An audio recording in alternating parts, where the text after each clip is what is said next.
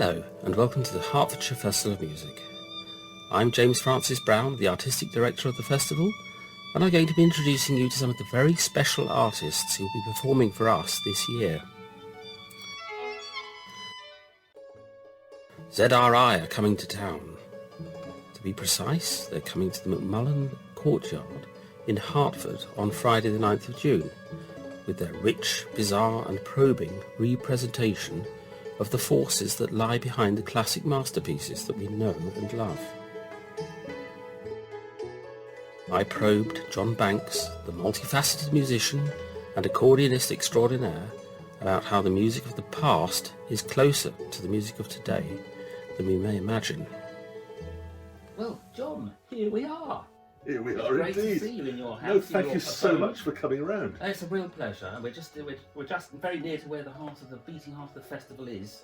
Yeah, Hertford, aren't we? we are. Not One far from stone's throw. with all those associations with Haydn as well. That's for another episode, I think. Oh, another episode. We're almost halfway between the Haydn House and the centre of Hertfordshire. Right, we are in that vicinity, aren't we? Yes. Yeah. So, John, you're an amazing part of the amazing ZRI. I hope Who, familiar now, I think, to many in Hertford over previous years of the festival.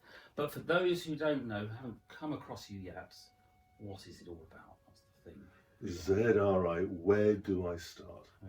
Well, ZRI stands for Zum Roten Igel, which is a German expression. It's the name of Brahms's favourite tavern in Vienna. It means the red hedgehog. Nearly all Viennese taverns are named after different coloured animals. And the red hedgehog, Zum Roten Igel, is where Brahms used to go. It's also the concert hall where Schubert and Beethoven used to play in the early 19th century. And the old bar at the back and the concert hall at the front were connected by a little passageway. So you could just go straight after the gig through the passageway and into the place at the back. So it was a cellar doing all sorts of things after hours, and it was a concert hall as well. Yeah, we forget that composers back in 200 years ago were very much as a part of the natural environment of music making going on in all sorts of ways, don't we? And Absolutely. and maybe drew their inspiration from all sorts of things we might not now consider. Perhaps we could come back to that shortly. Actually, could you just explain the array of instruments that make you up, and how you came about that design, your particular array of instruments? That you use?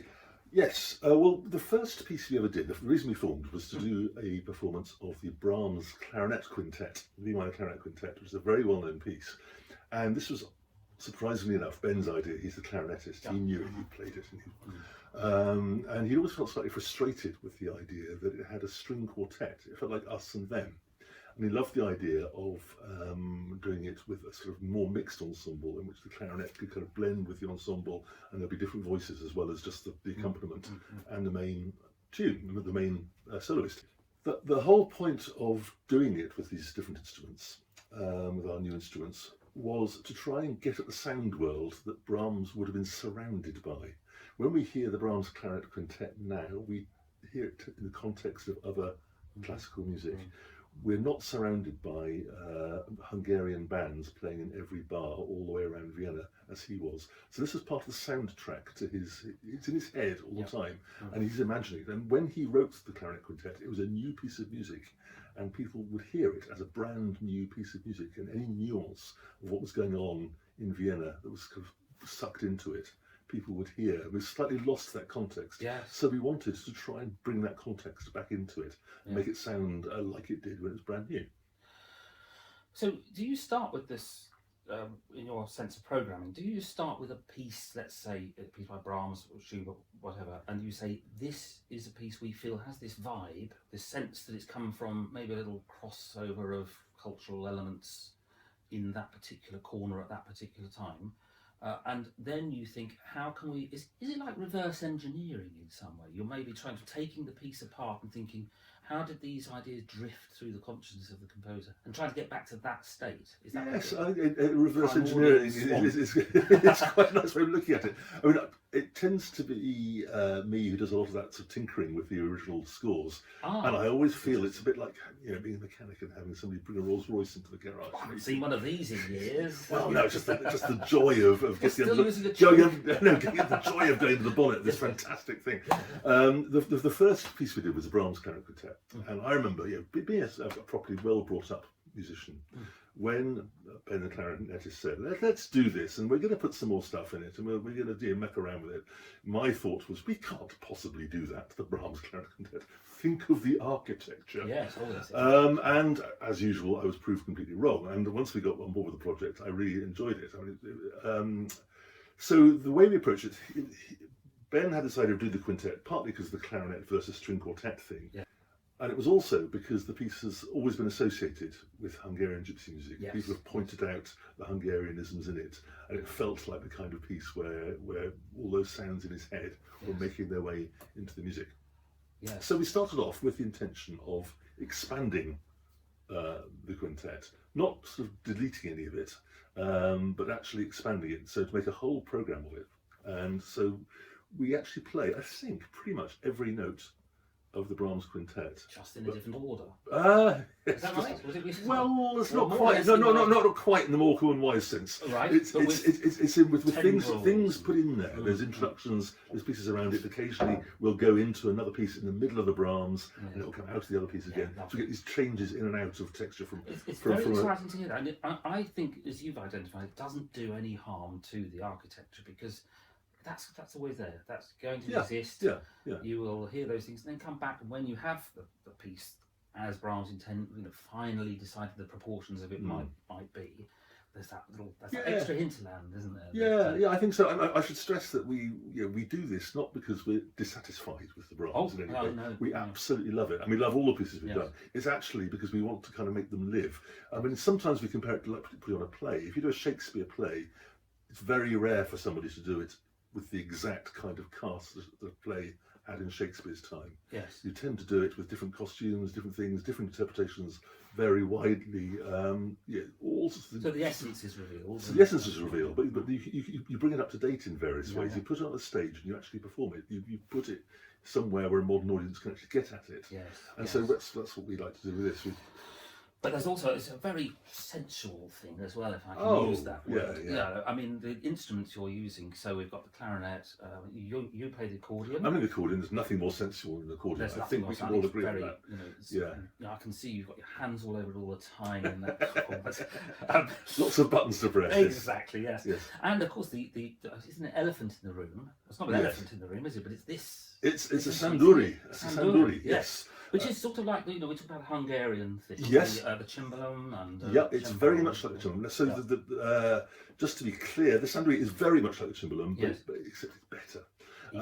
Even better, because the cimbalom was sort of mechanised in about 1876. So in the middle of Brahms's lifetime and stay in Vienna, somebody called Schunder came along and he mechanised it, so he put pedals on it. This is in fact a great improvement in lots of ways. It's enabled it to become an orchestral instrument, but it lost some of its kind of innocence. This is the pre-industrial version, and this is what any of these Roma bands would have played in Vienna or in Hungary before about 1880. After that, people started to use the big pedal ones. Do we think Bartok, for example, may have heard this kind of instrument? Or not really. No. I mean, I think he would have heard fiddles. I mean, I think he was not very keen on these bands who played. I didn't know. I'd assumed that he was more. Well, he was a Hungarian nationalist, and that there is a big problem which we don't want to delve too deeply in. That this is music which was made by the Roma in Hungary. And it was so the Hungarians didn't necessarily see it as being Hungarian music, as outsiders do, and so there was a big debate at the time. And Liszt wrote a book about what he called Bohemian music, gypsy music, in which he absolutely inflamed all this by claiming that the Roma, being the players, actually encapsulated Hungarian music. And a lot of Hungarians got very angry about this, and there was a big debate. So now it all seems slightly absurd. But who thought there was such a political background, if you like, to some of these Oh, musical elements, goodness, even in those yeah. days? You No, again, we forget all when this. there was that assimilation going on. There was a massive revolution in 1848, and the Hungarians rose up, and the Russians came in with the aid of the Austrians and defeated them, and yet there they were the following year playing in Vienna, because they were touring musicians and they were doing their job. Yeah, but a lot of these musicians who were playing in front of Brahms and people, had actually been part of the revolution. They'd served with the army in Hungary. Yeah.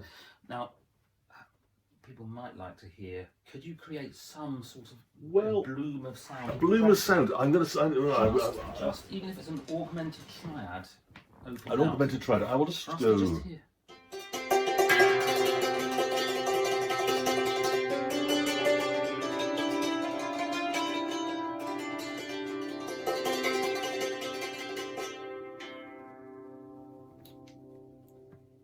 There we are. Isn't that something? Isn't that something? In Hertford. That sounds really in It's Hertford. air from a sort of far off place or far off time. Well, yeah. Well, if I give you something like.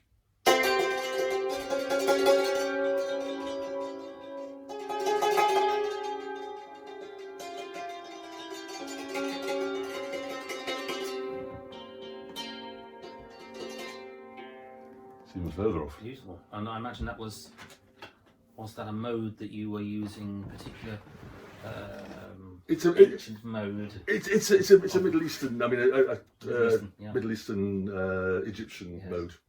So, Hijaz. Hijaz. There we can actually hear the sense of the melting pot that ZRI is, and it's got a tremendous amount of energy when you play, and that's another thing. It feels very improvised, highly energetic. Definitely in need of beer, cold beer as well. Oh, definitely, yes. Yes. And I can't go without saying that there is. We discovered there's a fascinating. What's the word for one of those little a meaningful coincidence. A meaningful coincidence, a synchronicity. Our tremendous sponsor for this event, McMullen. Their first beer, AK beer, dates from. I think it dates from AK beer. I think dates from 1833. Yes. And we know this because we talked to them. They hosted this concert 2 years ago, wasn't it? That's right. And they did an absolutely fantastic job there. It was really, really good. It was just the end of lockdown. Wonderful. And hopefully they'll do the same again. I'm sure they will. And we established at that point by talking to them that AK beer was founded in 1833, which is the year that Brahms was born.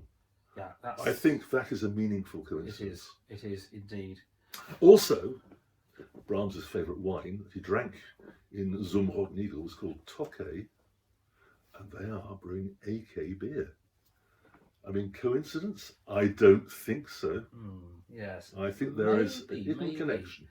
Well, we'll certainly get the conspiracy theorists to follow our channel and our conversation. I think. I hope so. Well, John, what have you got coming up next after us? Because you're going all far-flung places, aren't you? Well, the first concert we have after this one in Hertford is one up in Bradfield. In Yorkshire, South Yorkshire, where we're going to play the Schubert, I think. And then after that, we are going to go over to Sweden and Norway. We've got the Rosendal Festival in Norway, followed by Västerås Festival in Stockholm in Sweden. Yeah, terrific. I mean, as musicians, you're all coming from very different places at the moment, aren't you? We are, yes. As somebody who organises these things, yes, don't I know it? Yes. So three of us are ordinarily resident on this island in Britain.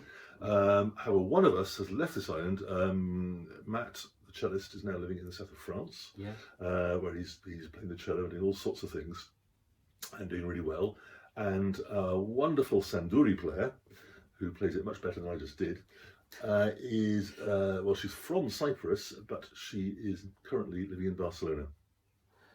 So we are all flying in. Yeah, and you've got converted on Hertford. Recording coming up, so you've got. We have got a recording. We recorded something, released it just before Christmas, but we have just recorded another CD, which Naxos are going to release in 2024. So it's not quite there yet, but we will have a brand new recording that nobody else has seen at the concert. I should just throw that in. How exciting!